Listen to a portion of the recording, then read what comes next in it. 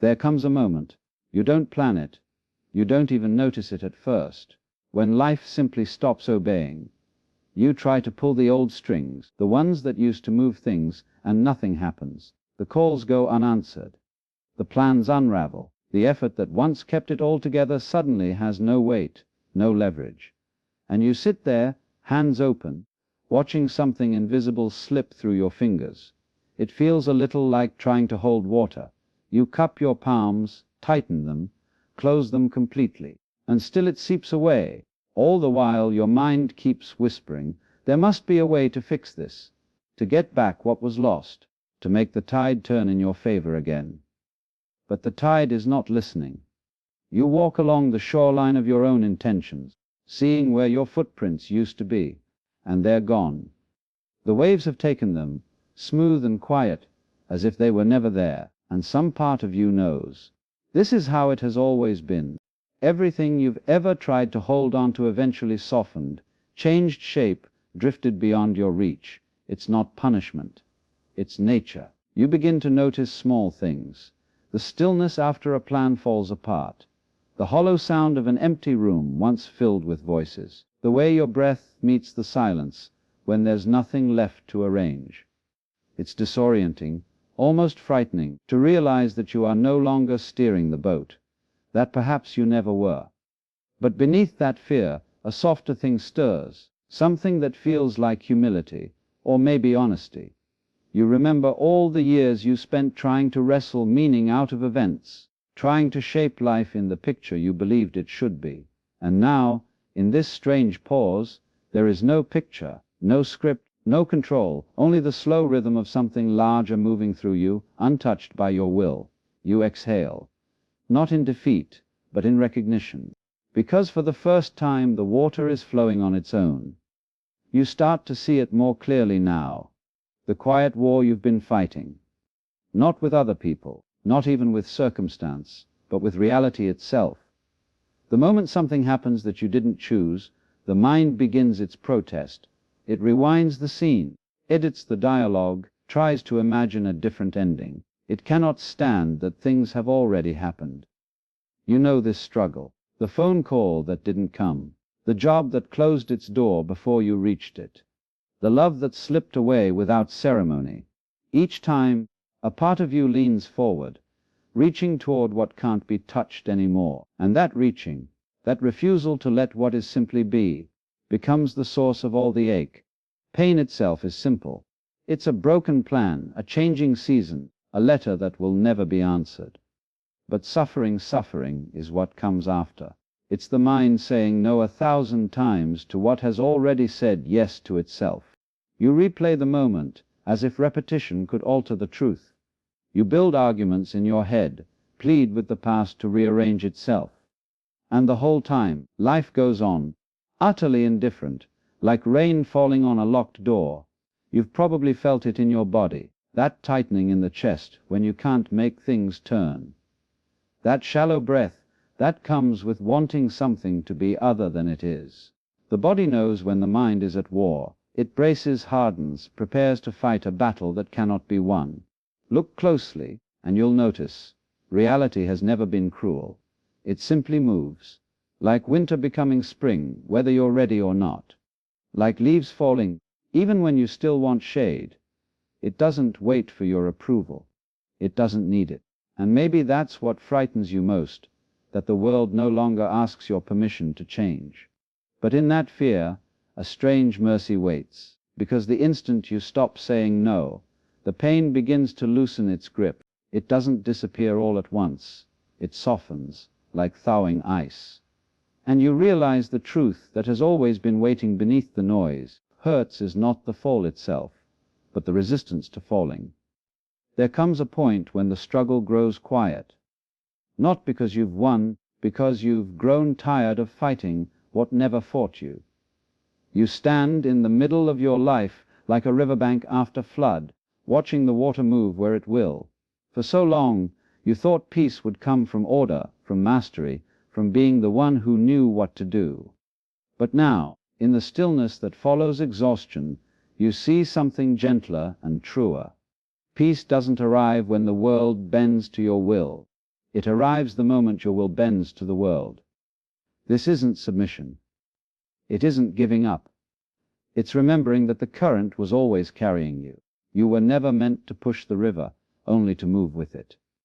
Every time you tried to steer against its flow, you mistook control for strength. Real strength, the kind that lasts, looks a lot like softness. It's the strength of grass bending under wind, of clouds changing shape without resistance. Nothing rigid survives for long. You start to notice this rhythm in everything. The seasons don't argue their turn. The trees don't protest the coming of night. Even the ocean yields to the moon. Everything belongs to a quiet choreography of motion and rest, advance and retreat. And somewhere deep in you, the same pattern is waiting to be trusted. At first, it feels strange to stop forcing. Let the mind unclench its grip. There's a tremor of fear. If I don't control it, won't it all fall apart? But then you realize it already fell apart, and here you are, still breathing. Life has been holding you this whole time, even through your resistance. Every door that closed became a wall for the wind to sing against. Every loss was an opening to something you couldn't yet name. You begin to float again, not drifting aimlessly, but carried with awareness. You don't need to know where the current leads. You only need to stop pretending you built the river. And in that still surrender, peace arrives, not as a prize, but as your natural state. To let go is to return to the flow. If you step outside for a moment and simply look, nature is always teaching this lesson. Not in words, not in commandments, but in the plain, unhurried rhythm of things that know how to change. A garden in late autumn does not mourn its wilted leaves. The stems bow under their own weight, petals curl inward, and seeds, small and unassuming, wait beneath the soil. There is no panic, no rush to restore what was blooming. The earth understands what the human mind forgets. Endings are not mistakes. They are gestures of return. When the first snow falls, the ground does not resist. It opens itself to being covered, to being silenced. All that noise of growth and buzzing life, now resting under a pale hush. And in that stillness, something essential happens. Roots deepen, moisture gathers. The unseen world prepares quietly for another cycle of becoming. You could call it surrender, but to nature, it is simply obedience to truth. Even the trees, proud and rooted, let go when the time comes. You watch their leaves fall, slow, spiraling, without protest. They do not cling to branches that no longer need them.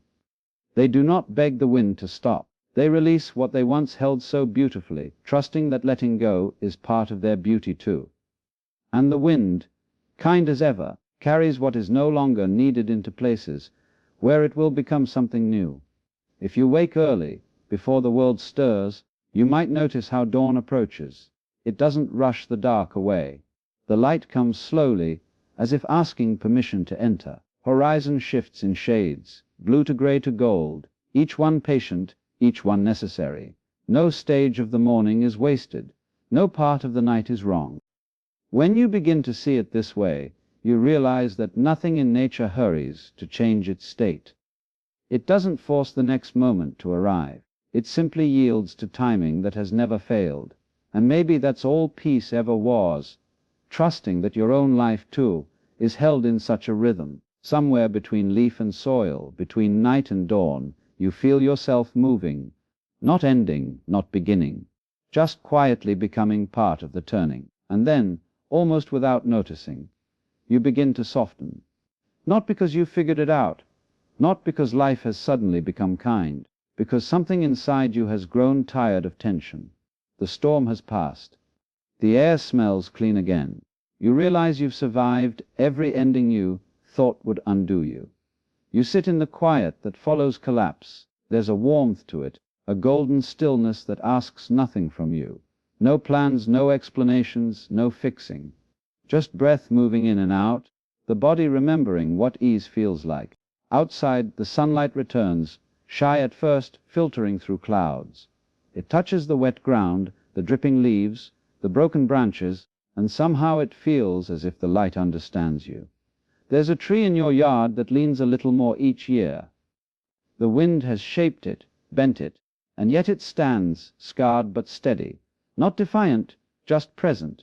You begin to understand that this, too, is strength to bend, to yield, to remain. You think about all the times you believed life was punishing you, when in truth it was pruning you, cutting away what could not stay, teaching you, through loss and delay, how to unclench your grip.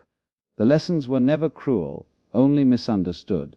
Even the hardest days were carrying you here, to this quiet balance where nothing has changed, and yet everything feels different. You feel it in your chest, a loosening, a gentle permission. The heart, once armored by fear and control, now beats without resistance. It doesn't need to win, or prove, or protect. It only needs to move in rhythm with what is. And as it does, the whole world seems to move with it. You notice the light reflecting on puddles, the slow drip of rain from the eaves, the sound of a single bird returning to the branch. These small things, unremarkable before, now carry a quiet grace. You see it clearly at last. Life was never against you. It was always guiding you, gently, persistently, back to flow. And in that knowing you breathe again, not to hold on, but to let it all move through you, in peace. And now, there is nothing left to do.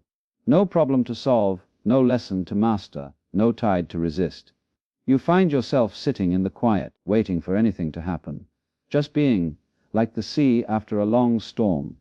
The waves still rise and fall, but you no longer name them good or bad. You watch them come, you watch them go. Each one dissolves back into the same vastness that birthed it.